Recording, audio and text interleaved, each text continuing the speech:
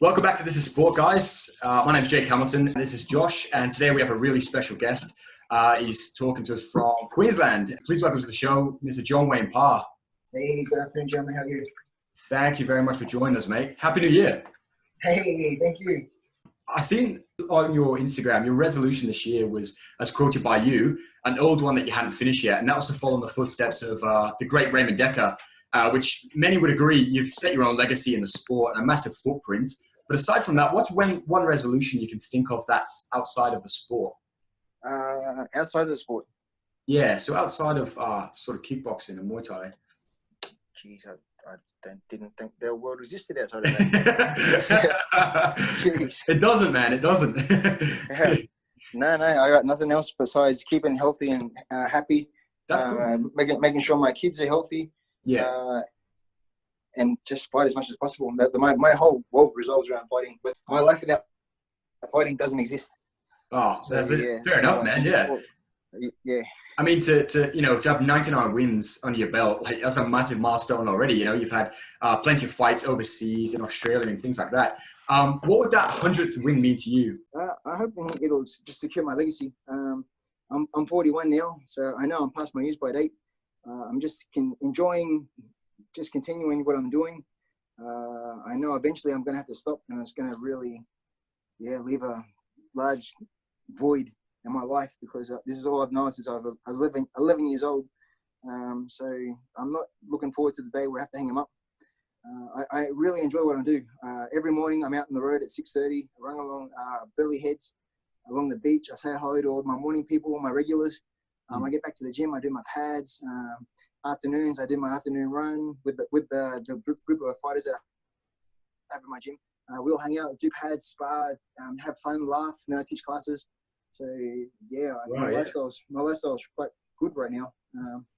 I enjoy every second of what I do. So when the day comes and I have to hang them up, it's gonna suck. Yeah. I've had my own gym for the last 17 years, so I've got about 25 to 30 fighters underneath me now. Yeah. So every weekend I'm at a fight show. If I'm not fighting myself, so I've got plenty of young talent coming through, and then when I'm not teaching at fights, I'm teaching seminars across the world. So they're always fun as well. You never know where you're going to be from weekend to weekend. It's a good lifestyle. Definitely. And you started obviously in the late 90s on your first professional fight, and I remember watching you on Joe Rogan's podcast, the Joe Rogan Experience, and you said at that time the lowest amount of money you took for a fight was $30, and you said 50% of that had to go to the training camp at the time. So what happened is I live at the camp. I live at the camp for free. I train for free. I eat for free. They give me 2 meals a day. And then their reward is they get 50% of my prize money. So I started off making, say, $30, which was approximately 1,000 baht. And then eventually I got up to 2,000, then 5,000, then 10,000. And then the last time I fought in Thailand, I won an 8-man tournament, and I won 1 million baht, which equated to about 35,000 Australian. So, wow. And they got 50% of that also. So, oh, did they really? Yeah. They weren't going to let me leave the country. Track you down for that. Yeah. So, like, looking back, you've obviously got such a strong kickboxing and Muay Thai background. Have you ever thought in your career of moving towards MMA side of things and mixing things up and entering into like the UFC? I dabbled in it in 2007. I got offered the opportunity to fight a gentleman called Tony Bonello at Penrith Panthers in Sydney. Wow. He offered me $35,000 to fight him. But the only thing was he was 20 kilos bigger than me, and he was already 16-0 in the cage by that stage. Really? So, oh yeah. So Wow. I was about 80, and he was over 100. And then, so here, and I think he was a black belt in BJJ as well. So I didn't have much riding on it except for a lot of money. Yeah. Yeah. That's obviously usually the motivator, but yeah. Yeah. So I went to the States for 2 months. I tried to learn as much ground game as I could in a short period of time. It was fun for a couple of months, but once I got back to Australia, I realized my true passion is Muay Thai. I like striking. I've done it for so long. I've lived in Thailand for all up 5 years. So, and I'm happy with what I'm doing. I'd rather do what I love for a small amount of money instead of being okay at MMA, whereas I can be great at Muay Thai. Exactly. Yeah. And like I always ask, as it's a great way for everyone watching and everyone listening to understand where it all started for you. Like, how did you actually get into the sport of Muay Thai? By pure fluke. Really? At the age of probably 3, I used to watch a television show called Monkey Magic. This is back in the 70s. Wow, yeah. And that inspired me. They wanted to be a martial artist. I seen Monkey Magic with his staff twirling around, beating the bad guys. And from that moment on, I wanted to be a martial artist. and then a movie came out called Karate Kid.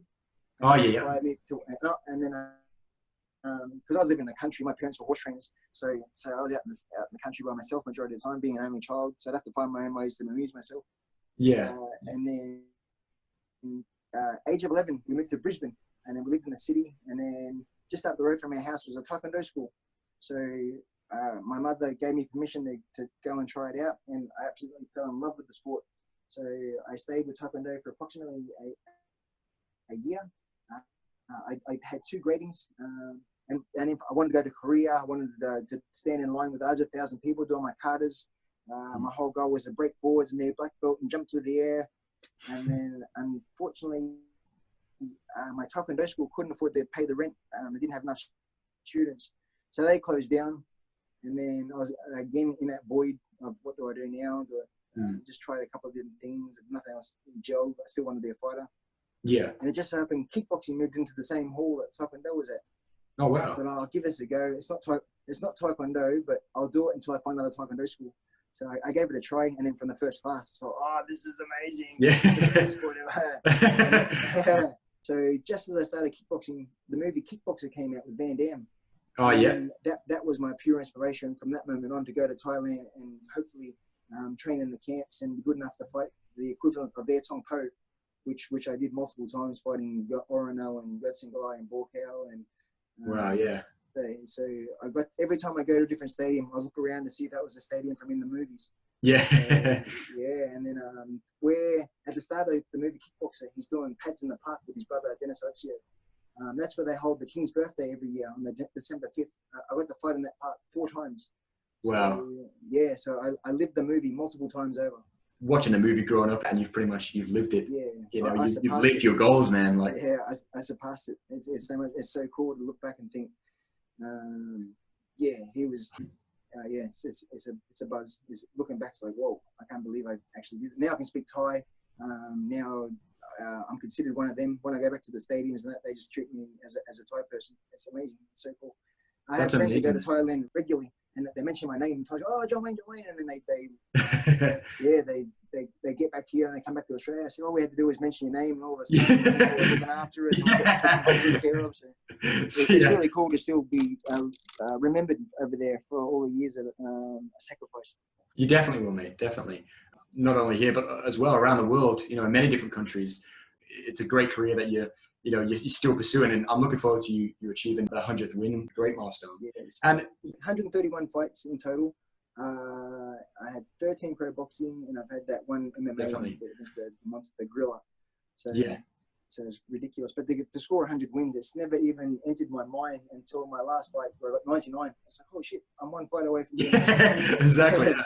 All of a sudden, the realization of like this is a milestone that not many, or probably hardly any Australians ever achieved. So, and then if the opportunity comes where I can achieve that on Bellator that has a worldwide audience, hopefully they can blow my profile up. And then when the day comes, I do have to hang up the gloves. The potential for potential seminars and just the profile for the gym and myself, and everything just escalates. Definitely. Yeah, I'm so excited. It's just something that I want to have a future that I can continue teaching and being relevant. You've got a massive competition coming up in Perth. Are you gonna fly over for that one? Do you think the Rob Whittaker Luke Rockhold? I'm sponsored by Monster Energy. And they contacted me, and I'm going to be hanging with a gentleman called Chris Weidman, who's a former UFC champion. Yeah. So I get to hang with him for the whole week. They're going to fly me to Sydney for promotional purposes, and then we'll fly to Perth, and then I get to train with Chris. Hopefully, I get to train with Luke Rockhold's trainer. He's already messaged me saying let's hang out while we're in Perth. So yeah, it's going to be cool. And then I'm friends with Rob Whittaker too. So I'm on the fence. It's so hard. Rob's the Aussie, and he's a great guy. But I've also had Luke Rockhold come to my gym last week and hang out with me for a week as well. So I was like, Yeah, no, it'd be tough to decide which side. I'm in a bit of a predicament now. But I really want Rob to win just for Australia. To have an Australian UFC champion is just crazy. It's so cool. It is, man. It is. I actually bumped into Rob Whittaker at TriStar in Canada about 3 or 4 years ago when I was hanging out with George. Oh, wow. And then I had to get a tap on the shoulder. And, g'day, my name's Rob. So I remember because I met him at the Smashes. He won the Smashes at the golf. He did, yeah, the England versus Australia. So I met him there first, then I met him at TriStar, and now here he is a couple of years later, just about to fight for the title. So, yeah. He's done what I did in Muay Thai and went to Thailand. Well, he went to TriStar and sacrificed his upbringing to become the best that he could possibly be. So yeah, I'm really rooting for him, but at the same time, I'm friends with Luke, so it sort of sucks both ways. Hopefully a draw for you then, mate. Yeah. That wouldn't be too bad.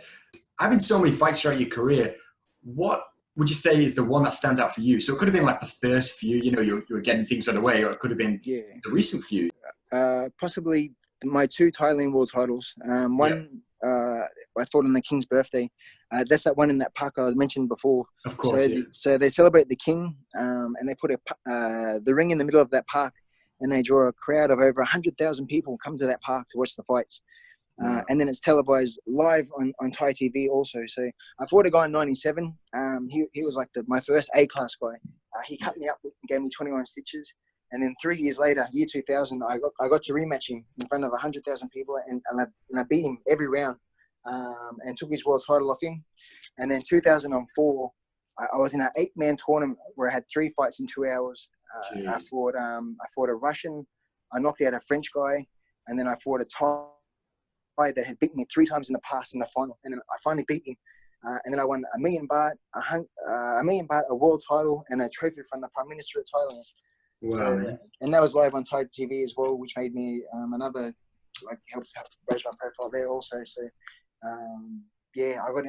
my trainer got in trouble because we did a radio interview, and because I can speak Thai, we were bantering and congratulations, this and that. And I said, can we talk to your trainer? And then my trainer's talking, and then when he got off the phone, he said they just abused me. They said, how the hell can you train a foreigner to beat us at our own sport, to take our currency out of our country? Yeah. And it's like, what am I supposed to do? I treat him like a brother. I've looked after him for the last 5 years, and now I'm not going to teach him. Are you crazy? Of course I'm going to train him. So yeah, there's a little bit of sort of controversy, but at the same time, I will. Too bad. Yeah. That's it. No, that's it. Yeah. All the best for 2018, and I'll tell you congratulations now from This Is Sport, and that's pretty much just for you getting your 100th win, because it's bound to happen, and I'm looking forward to watching the fight. It will be this year. I can feel it for you, mate. Yeah, I hope so. So I've talked to the promoter from Bellator. I told him the whole story of 99 wins. Come on, please do it on Bellator. All I got was a simple reply was, let's do it. So now I'm just waiting for a date and a venue and a country.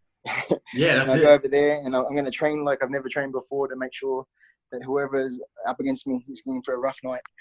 Ain't no debate with suicide. Too deep when